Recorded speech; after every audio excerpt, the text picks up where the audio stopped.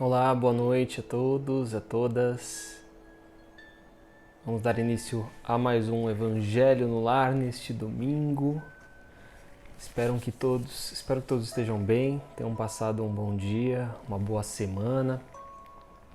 Lembrando que semana passada não pude realizar o Evangelho no domingo, ele acabou acontecendo na terça-feira às 9h30 da noite, mas aconteceu do mesmo jeito. Depois subimos o material para o YouTube e lá está. Boa noite, Carvalhal 1025, boa noite, Santos Bárbara AA, sejam bem-vindos. Estava tendo dificuldade para fixar o tema, o título, porque para variar o Instagram passou por modificações, incluiu um monte de item aqui pra gente, ficou bem curtinho o espaço que a gente tem para poder digitar. Aí eu estava apanhando aqui para colocar o dedo e conseguir ajustar, mas deu tudo certo, tá tudo marcado. Então, como vocês podem ver aí, o evangelho desta noite é sobre o capítulo 4. Nós vamos dar início ao capítulo 4. Ninguém pode ver o reino de Deus se não nascer de novo. Capítulo 3 nós destrinchamos em 3 partes, e esse capítulo 4 também vai ser destrinchado em diversas partes para não ficar cansativo. Então hoje nós faremos o estudo e a leitura da introdução, das passagens de Jesus nesse capítulo especificamente. E aí a gente vai dar andamento e depois vamos lendo todos os itens seguintes e tentando fazer uma junção de todos eles para entender o que significa essa visão do reino de Deus, como que a gente faz para viver esse reino de Deus, sendo que é necessário nascer de novo, segundo a passagem de Jesus. E o que ele quis dizer com isso? Mais uma vez, sejam bem-vindos todos que estão chegando. Vamos nos preparar, fazer a nossa subida vibratória. Então eu convido todos e todas para, se quiserem, pegarem aqui, ó, sua aguinha, colocar ali próximo de onde você estiver, sentado no seu sofá, na sua cama, deitado, seja lá como você esteja. E vamos então fazer a nossa preparação. Vou pedindo para que vocês se sentem confortavelmente aonde estiverem. Fiquem em uma posição que vocês estejam atentos, despertos. E se quiserem, fiquem à vontade para fechar os olhos. Então, vamos nesse momento respirando tranquilamente, prestando atenção na nossa respiração, nos concentrando na voz, na música, e vamos pouco a pouco esquecendo do nosso dia, dos acontecidos, dos ocorridos nele, o que aconteceu ao longo da semana, e vamos prestando atenção em nós, dedicando esse tempo para nós mesmos, para o nosso cuidado mental, para o nosso cuidado espiritual. E assim, mais introspectivos, vamos saudando os nossos mentores individuais, nossos anjos da guarda, esses espíritos que estão conosco desde longa data, que nos inspiram no nosso dia a dia, nos protegem, nos guardam, que nos auxiliaram a estar aqui presentes neste momento. Vamos nos ligando também a toda a falange de espíritos ligados a esse Evangelho no Lar, a esse estudo do Evangelho segundo o Espiritismo, as equipes espirituais do Terceira Revelação, e que estejam presentes em cada uma das casas das pessoas que estejam acompanhando este Evangelho.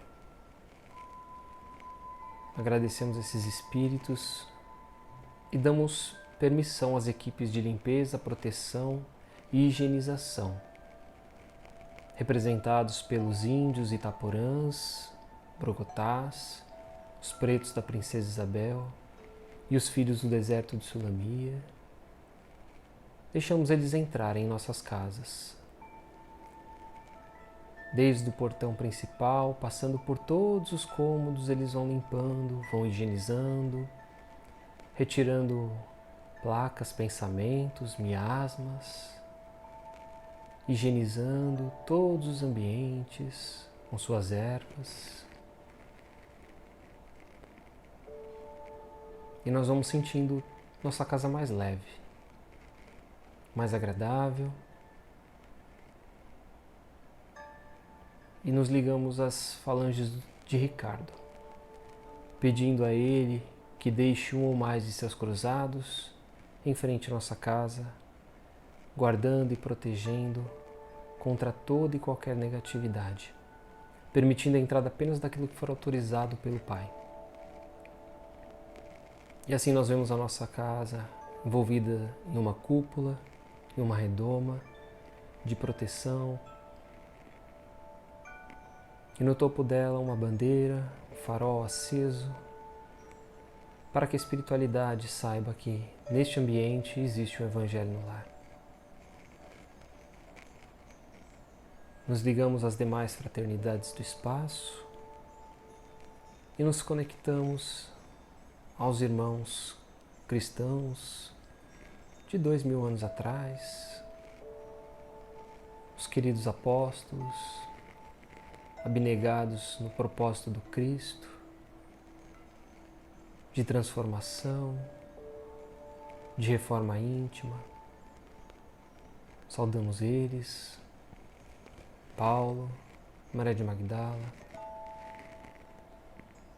seguidores fiéis de Jesus e dos seus ensinamentos. Com eles nos ligamos à nossa mãe, Maria de Nazaré. Nos sentimos em seu colo, seu carinho de mãe, seu aconchego. Nos sentimos renovados, fortalecidos. E nos encaminhamos a Jesus, nosso amigo, irmão, agradecidos pelos ensinamentos que nos deixaste. E agradecemos ao Pai pelo dom da vida, por estarmos aqui mais esse dia, por termos a nossa família, o nosso lar, nosso trabalho, nosso estudo, pelas oportunidades que nos dá, por tudo que somos, por tudo que temos, que em verdade te pertence, Pai. Agradecemos dizendo: Pai nosso que estais nos céus, santificado seja o teu nome. Venha a nós o vosso reino e seja feita a tua vontade, assim na terra como no céu. O pão nosso de cada dia nos dai hoje. Perdoai as nossas ofensas, assim como nós perdoamos a quem nos tem ofendido. E não nos deixes cair em tentação, mas antes livra-nos de todo o mal. Que assim seja.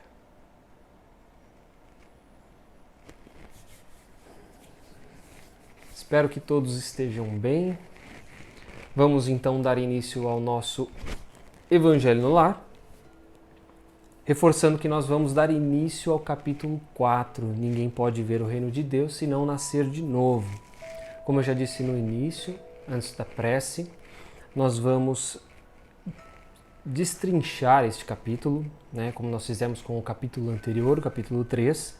Hoje nós vamos ficar apenas com a introdução, vamos ler os subitens 1, 2 e 3, fazer uma análise deles e ler alguns materiais dentro da codificação. Tem também um material bacana de Chico e Emmanuel que a gente vai trazer para a gente completar essa primeira parte, ok? Então vamos lá. Sejam bem-vindos aqueles que estão chegando agora. Um beijo no coração de todos. Muito obrigado por estarem aqui, fazerem companhia. Ninguém pode ver o reino de Deus se não nascer de novo. Item 1. E veio Jesus para os lados de Cesareia de Felipe e interrogou seus discípulos, dizendo: Quem dizem os homens que é o Filho do Homem? E eles responderam: Uns dizem que é João Batista, mas outros que é Elias, e outros que Jeremias ou algum dos profetas. Disse-lhes Jesus: E vós, que dizeis que sou eu? Respondendo Simão Pedro, disse: Tu és o Cristo, Filho do Deus vivo. E respondendo Jesus lhe disse: Bem-aventurado és, Simão, filho de Jonas, porque não foi a carne e o sangue que te revelaram isso, mas sim meu Pai que estás nos céus. Mateus capítulo 16, versículos 13 a 17. O item 2, deixa eu pegar aqui o meu livro auxiliar aqui para não perder. Aqui. O item 2.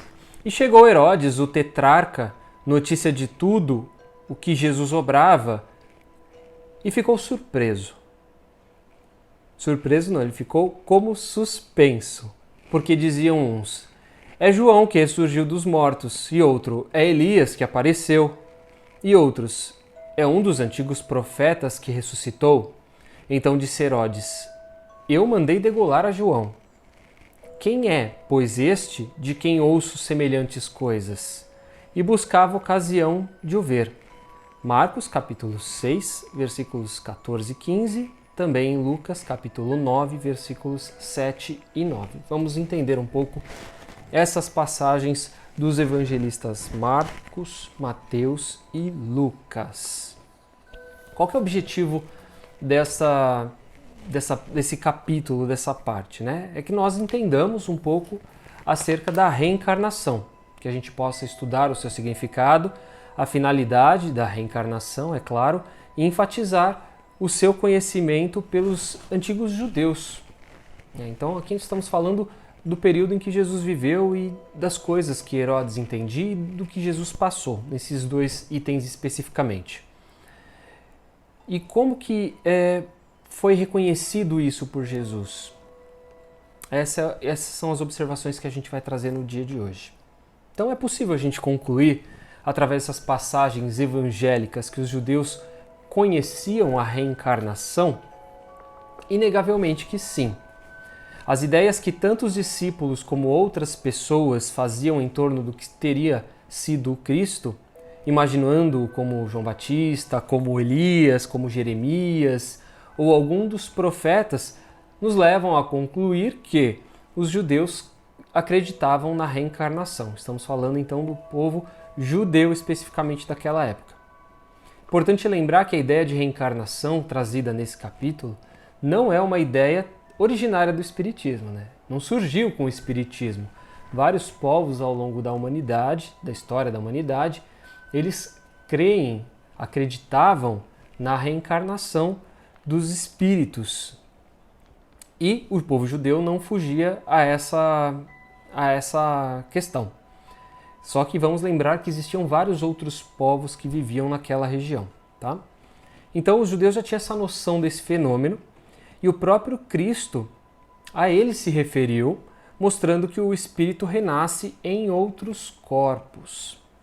O que a gente pode entender pela resposta de Jesus a Pedro, quando ele diz: não foram a carne e nem o sangue que te revelaram isso, mas o meu Pai que estás nos céus? Que Pedro, pelo seu conhecimento, pela sua experiência, não poderia ter dado aquela resposta que se não tivesse sido inspirado pelos Espíritos. Então, aquelas pessoas que estavam com Jesus eram muito rudimentares no conhecimento, né? Eram muito limitados. E para trazer uma resposta profunda como essa, Jesus quis dizer que Pedro estava inspirado pela espiritualidade. A resposta de Jesus deixa subentendido que Pedro não falava por si mesmo, mas sob a inspiração espiritual, através do concurso de espíritos superiores. E a gente pode dizer mediunicamente, específico, não necessariamente, né? Nós recebemos tantas ideias da espiritualidade no momento de dificuldade, aquelas ideias que a gente fala: nossa, tive uma ideia incrível. Você estava precisando daquela ideia e você parou de fazer aquilo. Comigo funciona assim. Preciso muito da resposta de algo. Preciso muito da resposta de algo. Ou de uma ideia para resolver um problema, uma dificuldade. E a gente fica sempre pensando naquela dificuldade e não consegue achar a solução. Como comigo funciona, vocês podem escrever aí como vocês funcionam em relação a isso. Comigo funciona desse jeito. Eu tenho que sair da caixinha. Tenho que sair fora, parar de lembrar daquilo, esquecer dessas dificuldades que eu estou vivendo e vou fazer outra coisa. E de repente, a ideia vem. Então é nessa questão não necessariamente é uma mediunidade como a gente está acostumado a ver. É uma forma de mediunidade, mas é uma inspiração mais do que a mediunidade conectada propositalmente com os espíritos. Essa relação minha funciona muito quando eu vou tomar banho. Então acho que a água deve ser um elemento magnético muito bom, porque sempre que eu vou tomar banho e eu fico pensando em várias coisas durante o banho, vem essas inspirações, soluções, ideias muito boas que acho incrível e resolvem muitas situações que às vezes eu tenho dificuldade de resolver. Tem gente que funciona dirigindo, amigos meus, porque é aquele momento que você tá só, você com você mesmo também, né? E aí você tá lá, ou tá cantando uma música, ou tá concentrado no trânsito, mas pensando nas questões que você precisa desenvolver. Vamos dar continuidade aqui no Evangelho, no item 3.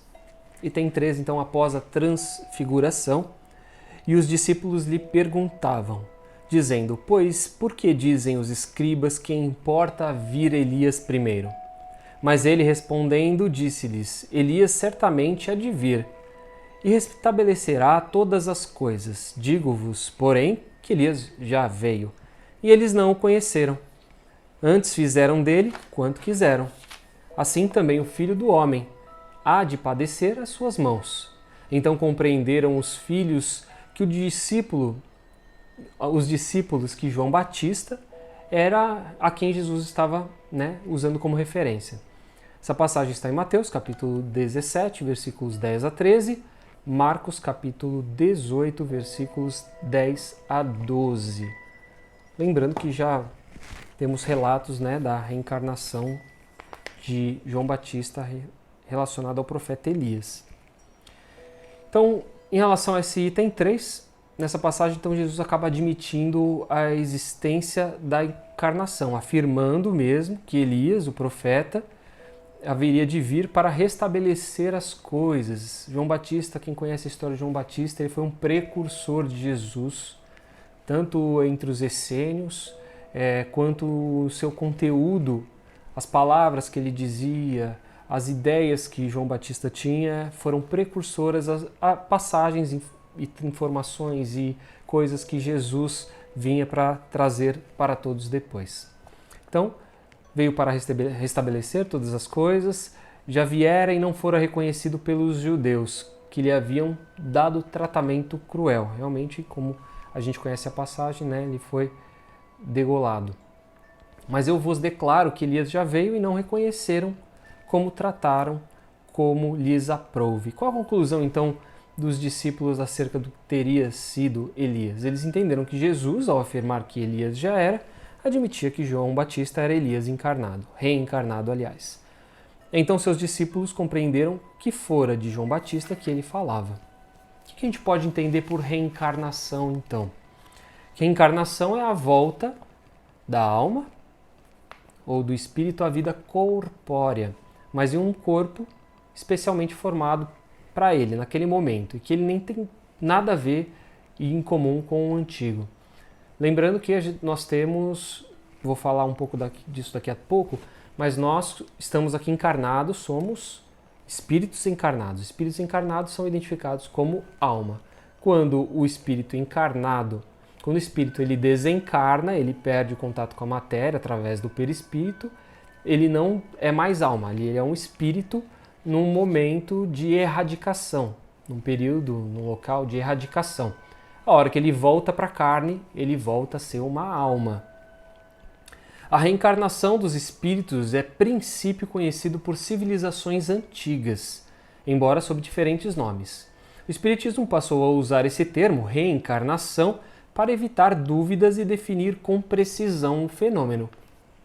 Fica absurdamente clara a definição de reencarnação, voltar sempre à carne. E qual que é a finalidade, então, da reencarnação para o espírito? Propiciar-lhe, através das diferentes existências, oportunidade de expiar faltas anteriores. E se melhorar progressivamente, até que limpo de todas as impurezas, o espírito, não tenha mais necessidade de provas de vida corporal. Cada nova existência, o espírito dá um passo adiante na senda do progresso. Lembra que nós falamos nas semanas anteriores que essa é a nossa melhor encarnação. Então nós estamos sempre no passo de progressão, sempre com finalidade de progredir em espírito. Nós podemos estagnar, retroceder jamais, mas a cada encarnação que nós passamos, algum aprendizado nós temos. E aí essa evolução progressiva ela pode ser pequena e ela pode ser grande. Como podemos interpretar a frase de Jesus, título da presente lição: ninguém pode ver o reino de Deus se não nascer de novo? Ela nos informa que, dada a imperfeição do homem, apenas uma vida não é suficiente para que ele consiga depurar o espírito. São necessárias, portanto, sucessivas reencarnações para que, através de diferentes experiências, ele progrida e tenha entrada no reino de Deus. Todos os espíritos são criados por Deus para a felicidade, mas para experimentá-la é necessário alcançar o progresso espiritual, adquirido no dia a dia, no decorrer das múltiplas encarnações. Então vamos pensar que hoje cada um de nós tem um tipo de vida, vive com uma família específica, tem o tipo de emprego específico, uma capacidade, uma habilidade, gosta de fazer determinadas coisas, tem determinados hábitos. Na vida anterior, a minha fisionomia não era a mesma, minha família era outra, eu estudava em outro lugar, eu trabalhei em outro local, minhas habilidades foram outras. Para que tudo isso? Justamente para a gente vivenciar essas múltiplas experiências e poder, então, se depurar como espírito. E aí tem determinadas situações que nós vamos viver que a gente fala assim, não quero. A gente já viu muitas vezes a gente, pela web aí, as pessoas falando, vou deixar isso para minha outra vida, isso aqui eu não vou resolver nessa não, vou deixar para minha próxima encarnação.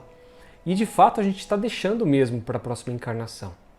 A gente está empurrando às vezes uma deficiência nossa, uma compreensão que nós precisamos ter, um entendimento que nós precisamos ter sobre determinado assunto e que nós acabamos empurrando com a barriga e deixando por uma outra vida.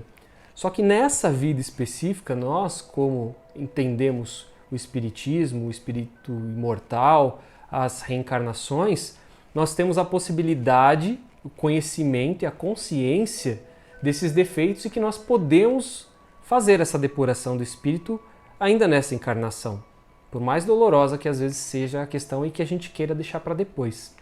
Porque numa próxima encarnação, quem garante que nós vamos ser espíritas novamente, que nós vamos ter esse conhecimento, que nós vamos ter acesso a esse conhecimento, que nós podemos melhorar sucessivamente.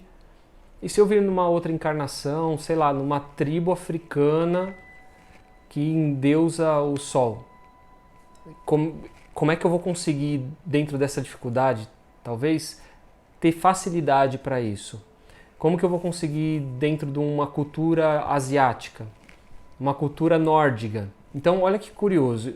E a gente está aqui no Brasil e tem esse conhecimento X. Amanhã, nós não sabemos o acesso que nós vamos ter. E aí talvez a gente possa pensar, putz, mas eu sabia daquilo e não tive chance de melhorar. Então essa é uma bênção da reencarnação e de ter o conhecimento e o acesso a ela, as questões do espírito nessa vida. Como podemos interpretar a frase de Jesus, título, essa a gente já leu, que ensinamento prático nos dá essa lição, então, para esse nosso dia a dia? Que a reencarnação é um ato de misericórdia divina em nosso benefício, pois nos possibilita reparar antigas faltas e avançar espiritualmente.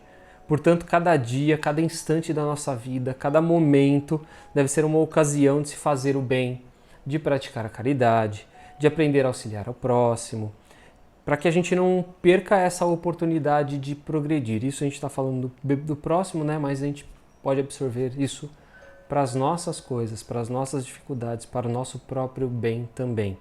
A reencarnação ela é uma lei natural, portanto divina, a qual estamos submetidos por misericórdia de Deus, com a finalidade de progredir espiritualmente e alcançar a suprema felicidade. No Livro dos Espíritos, deixa eu puxar aqui.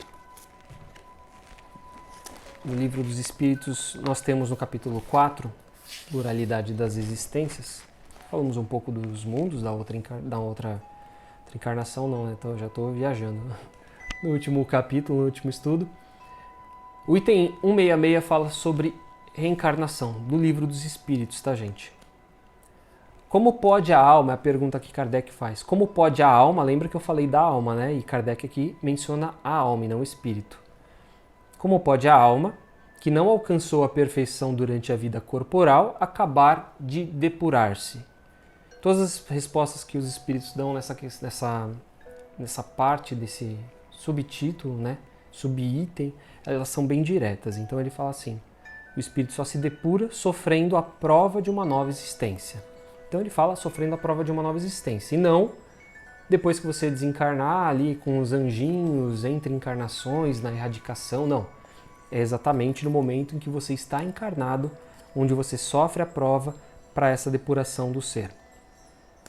Pergunta 166A. Como a alma realiza essa nova experiência, essa nova existência, e será pela sua transformação do espírito? E eles respondem, a alma ao se depurar, sem dúvida sofre uma transformação, mas para isso necessita de uma prova de vida corporal. Então ele reforça aquilo que eu já tinha dito. A alma passa, portanto, por muitas existências corporais. Kardec pergunta, sim, todos nós temos muitas existências corporais. Os que dizem contrário querem manter-vos na ignorância em que eles próprios se encontram. Esse é o desejo deles. Parece resultar desse princípio que a alma, depois de haver deixado um corpo, toma outro. Em outras palavras, que ela reencarna em um corpo novo. É assim que deve se entender? Evidentemente. Na pergunta 167, Kardec questiona qual é a finalidade da reencarnação. Expiação, melhoramento progressivo da humanidade, e sem isso, onde estaria a justiça divina? Então, aí ele volta para um outro ponto. Várias religiões acreditam nessa vida, acabou, né? Morreu, foi tudo para o espaço, para onde vai, não vamos todos para o mesmo lugar. E onde estaria a justiça divina se isso acontecesse? Onde estariam as leis de Deus? Nós teríamos criados simplesmente para isso? Tão pouco viver uma existência e nada mais, onde por opção ou por necessidade algumas criaturas, elas são boas, outras são ruins. Umas ajudam o planeta a evoluir, outras a piorar. E aí, quando desencarna, quando morre, todo mundo vai para o mesmo lugar. Todo mundo tem a mesma oportunidade de vida, mas no final, independente do tipo de vida que você levou, Deus não vai privilegiar ninguém. Vai todo mundo para o mesmo espaço. Qual a finalidade disso? Tem algum objetivo? Sendo que tudo que a gente vê à nossa volta, ela é progressiva, ela tem um porquê, e ela tem um porquê evolutivo. Tudo nasce, tudo cresce, tudo morre. E aí os espíritos, através do espiritismo e de outras religiões, é claro, se manifestam mostrando que existe muito mais do que essa vida, que existe não só a vida após a morte, mas que existem vários outros mundos habitados, como já vimos no estudo desse Evangelho, a pluralidade dos mundos, das existências, os diversos tipos de espíritos que habitam esses mundos. Então, vale muito a gente entrar nessa reflexão trazida por Kardec pelos espíritos.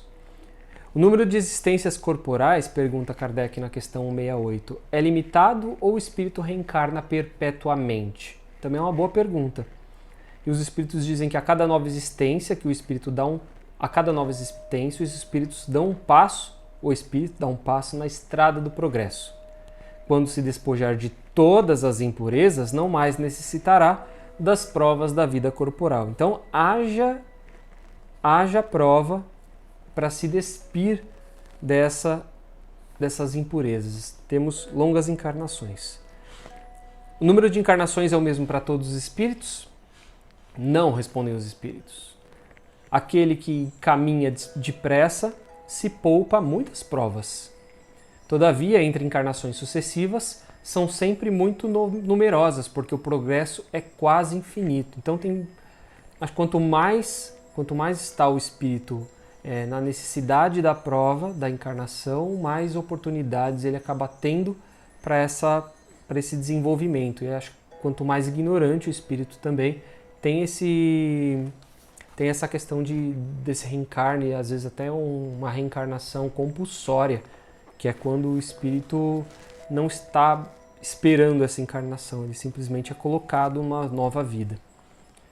E a 170, que é a última pergunta que eu venho trazer hoje, em que se transforma o espírito depois da sua última encarnação. Nós já vimos isso também no último capítulo, no último estudo, em espírito bem-aventurado, em espírito puro. E para encerrar, vou só trazer um trecho do livro da Esperança, livro ditado pelo Espírito de Emmanuel, trazido por Chico, e tem uma parte chamada Evolução e Aprimoramento. E ele fala o seguinte: decididamente, em nome da eterna sabedoria, o homem é o senhor da evolução na Terra. Todos os elementos se lhes sujeitam à discrição. Todos os reinos dos planetas rendem-lhe vassalagens.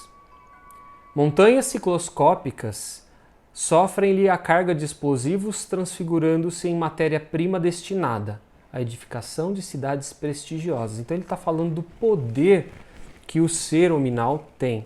E aí ele vai citar uma série de influências na natureza que o homem faz. Aqui ele fala, da destruição de montanhas e construção de cidades. Minérios por eles arrancados, as entranhas do globo suportam-lhe os fornos incandescentes, a fim de garantirem utilidade e conforto.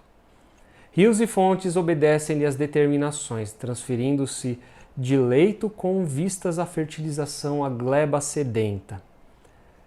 Florestas atendem-lhe a derrubada, favorecendo o progresso. Animais, ainda mesmo aqueles de mais pujança e volume, obedecem-lhe às ordens, quedando-se integralmente domesticados. A eletricidade, o magnetismo, plasmam-lhe os desejos.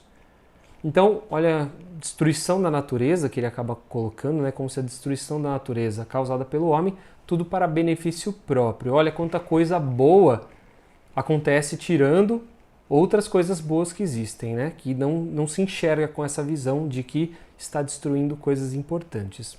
Mas tudo isso em prol do conforto. Esse texto que eu estou lendo chama-se Evolução e Aprimoramento.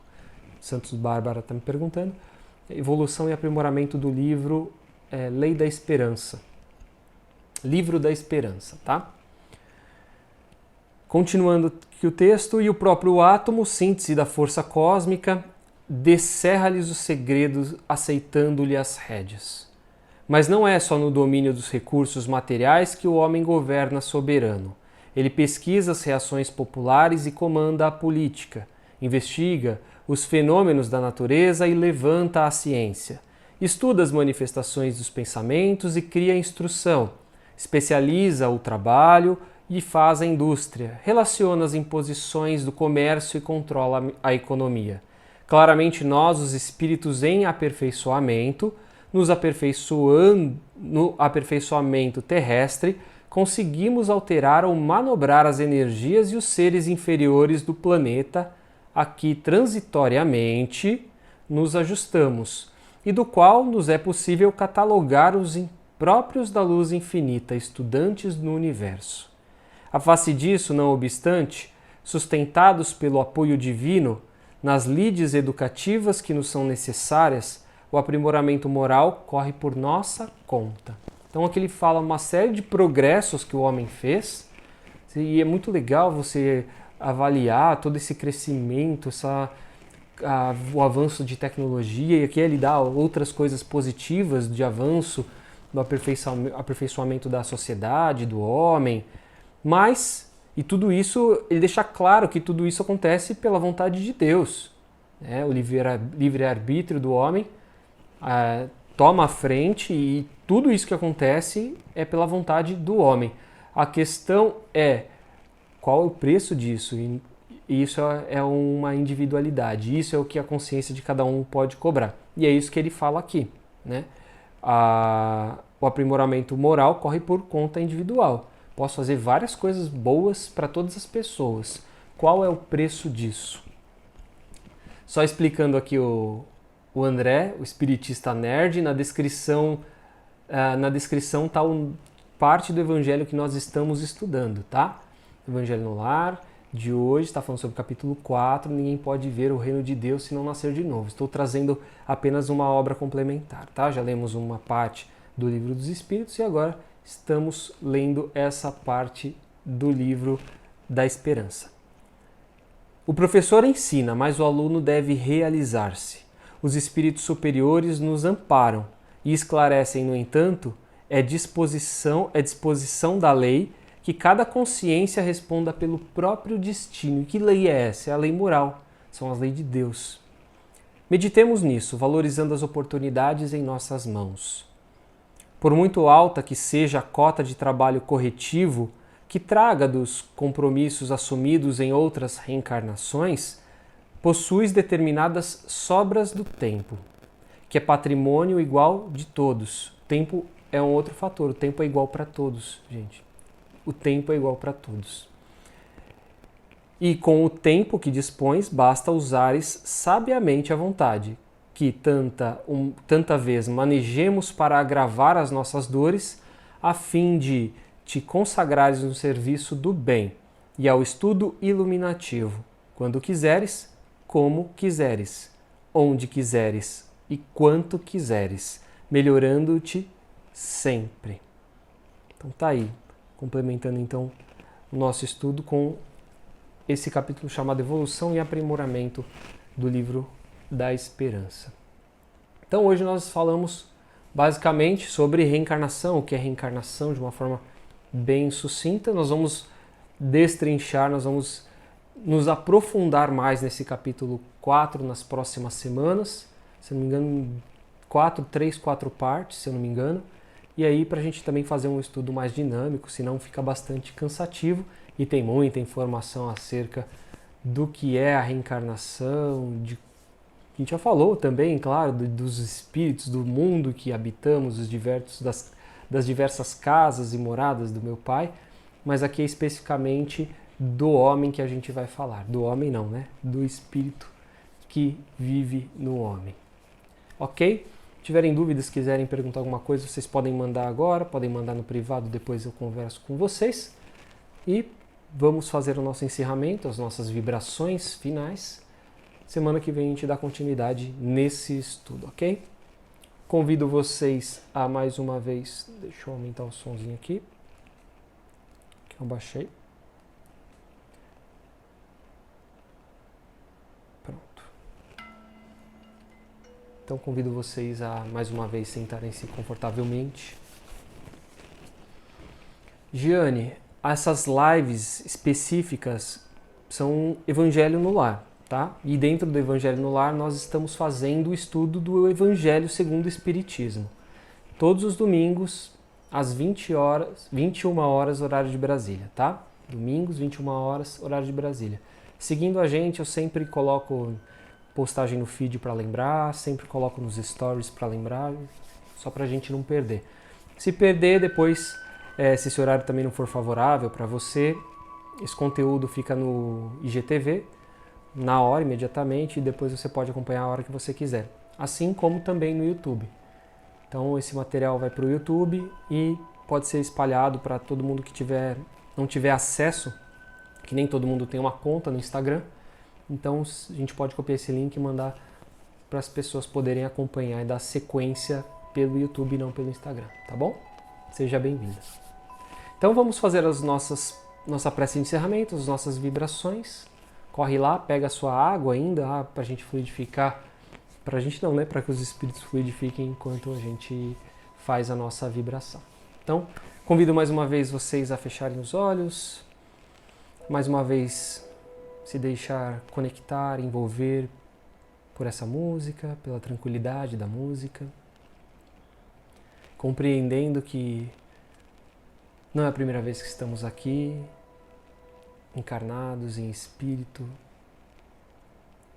que já tivemos inúmeras, dezenas, centenas, talvez até milhares de encarnações ao longo da nossa criação, da nossa origem, todas elas para o nosso crescimento, para o nosso aprimoramento, para a nossa compreensão como ser.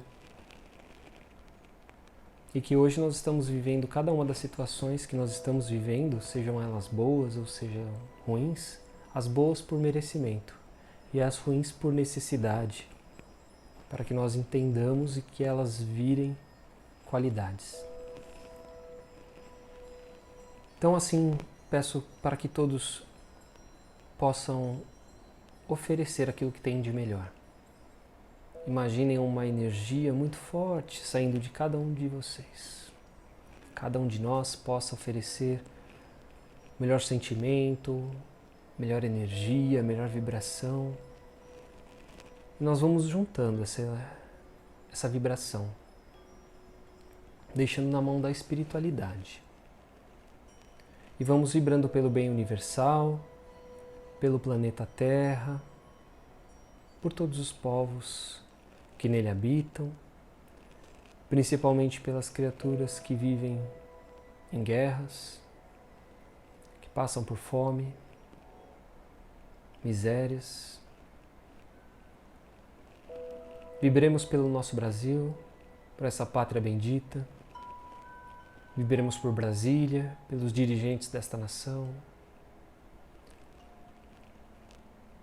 Que eles possam sempre ser amparados pela espiritualidade para as melhores decisões acerca do povo. Vibremos pelas pessoas que sofrem nesse país, nos leitos dos hospitais, nos leitos em suas casas, nos cárceres, nos leitos dos hospitais, que existem ainda alas de Covid, que estão internados nas suas UTIs, as equipes médicas dedicadas ao Covid, aos irmãos desencarnados por essa doença. Todos possam ter um pouco o coração reconfortado nesse momento. Vibremos pelas pessoas que estão na nossa casa, por aqueles que não puderam estar presentes neste momento, mas que estão assistindo e acompanhando depois. Vibremos também as nossas águas fluidificadas, que as equipes do Dr. Bezerra de Menezes possam colocar os melhores fluidos necessários para nós. E pedimos permissão ao Pai para vibrarmos por nós mesmos. Que a sua vontade possa ser feita sobre nós. E ainda deixamos uma vibração especial para que a espiritualidade possa levar aonde for necessário. E assim, mais uma vez, somos gratos ao Pai. Pela vida, pelas oportunidades. E pedimos que possamos estar envoltos em sua proteção, em seu amor, protegidos contra todo e qualquer mal ao longo dessa semana. Que a sua luz possa nos envolver. Que assim seja.